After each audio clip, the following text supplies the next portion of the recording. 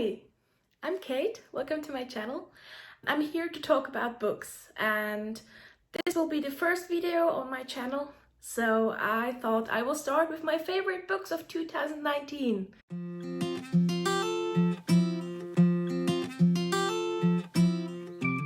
I have 10 books. There is no particular order to them. Let's start with Radio Silence. So Radio Silence is a contemporary. It's a bit older. It's not from 2019. It's from Alice Oseman, and it's about a boy called Olet and about his friendship with Frances and about his radio show, which is it's like Welcome to Night Vale. So if you were like me on Tumblr when Welcome to Night Vale was on, read this. Yes, this book is beautiful and there is no romance. Spoilers, it's amazing, and this book just made me feel a lot of things, so I absolutely get why people love it and I love it too. Let's move on to another book. I think I will jump into some sci-fi because I have a lot of sci-fi on my list. I hope you like this kind of stuff because I sure do. Let's start with Leviathan Wakes.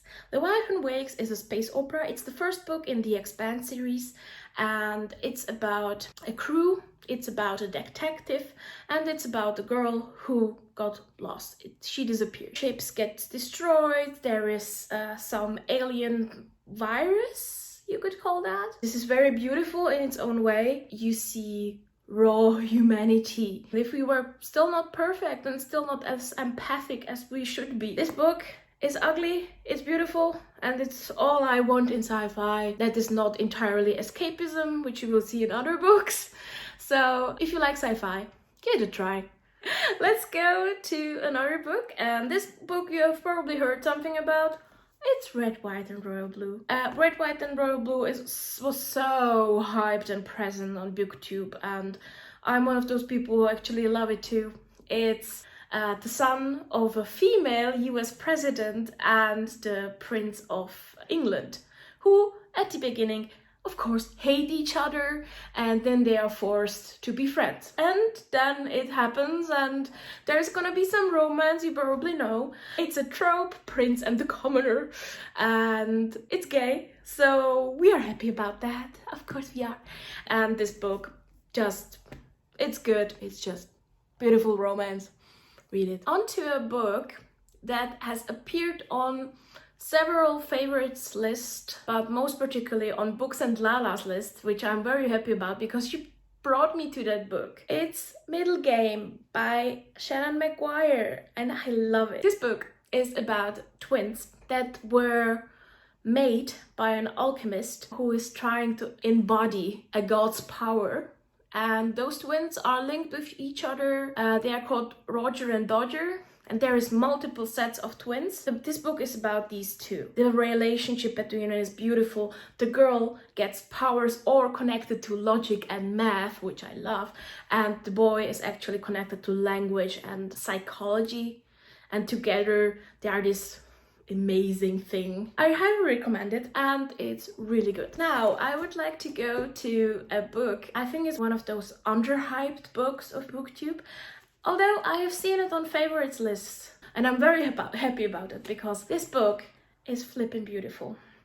It's sci-fi, it's poetry, it's not actually in verse, feels like poetry for some reason, and it's about two women, Red and Blue. Red is a member of a human species that is very much like cyborgs, and Blue is from a timeline where humans didn't develop into cyborgs but into elves. It's entirely connected to nature, they are telepathically linked, and it's just the beautiful two evolutions of humankind. These two are time agents for these futures, and they want to change the timeline so the humanity will develop their direction.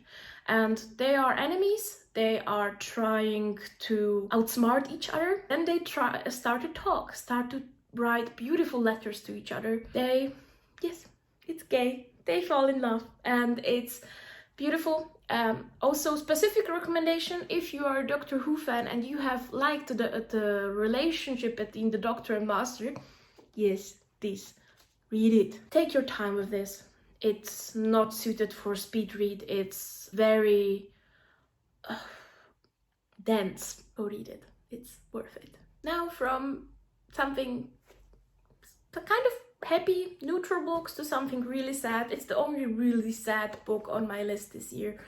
And it's We Are Okay by Nina LaCour. This book is breaking my heart just thinking about this, because this is about a girl who has lost her entire family, and just before the book starts she has lost her grandfather, and she's grieving and she's lonely. She ran away from home and everybody's worried about her, and she's hiding in a snowed-in college. So I should reread this in winter, because this is clearly for winter.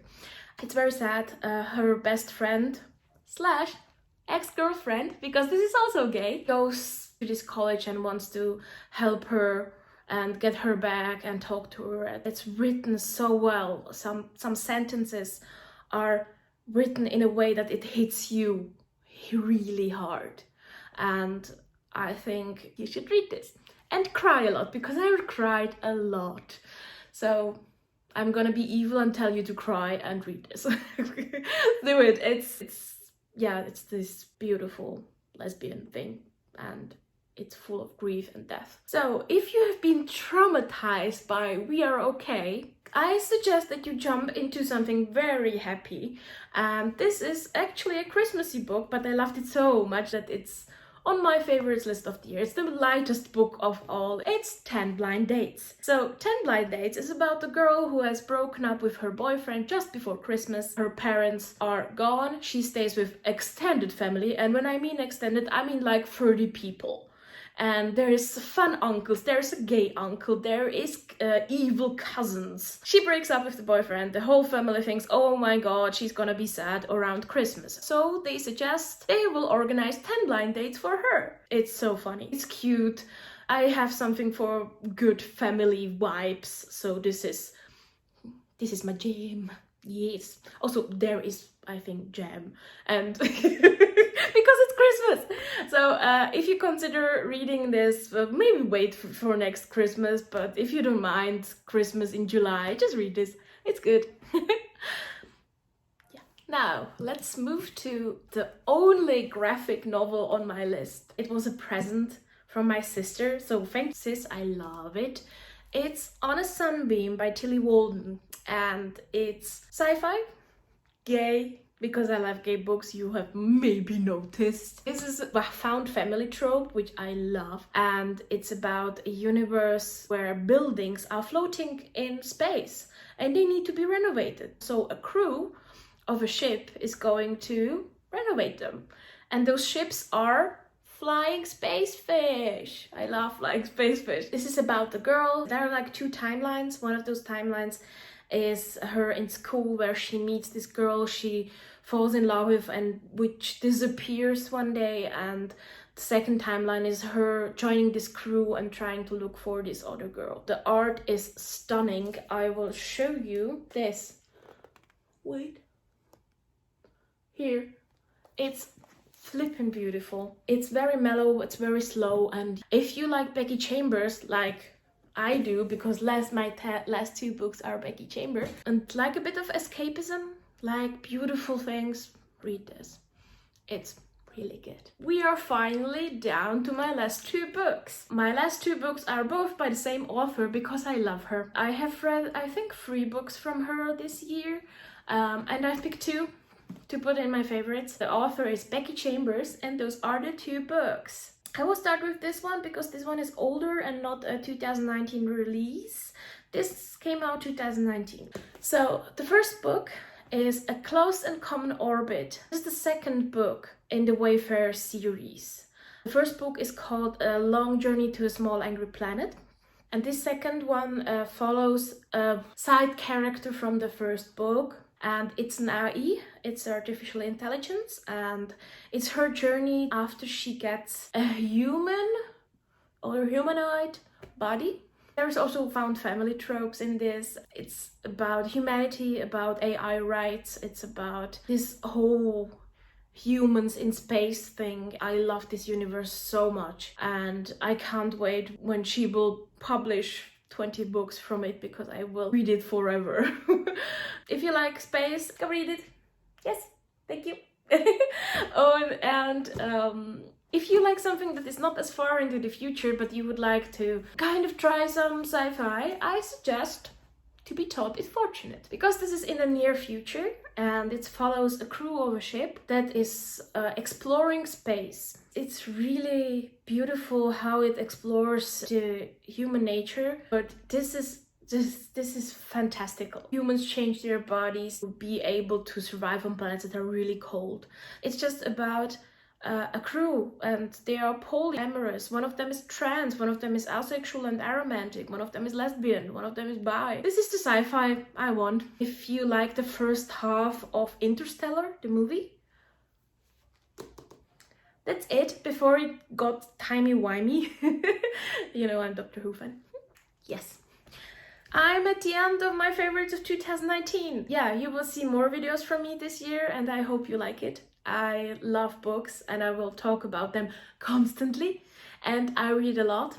So we will see each other again. Hope you liked the video, and please subscribe if you trust that I will make good videos. So see ya. Bye.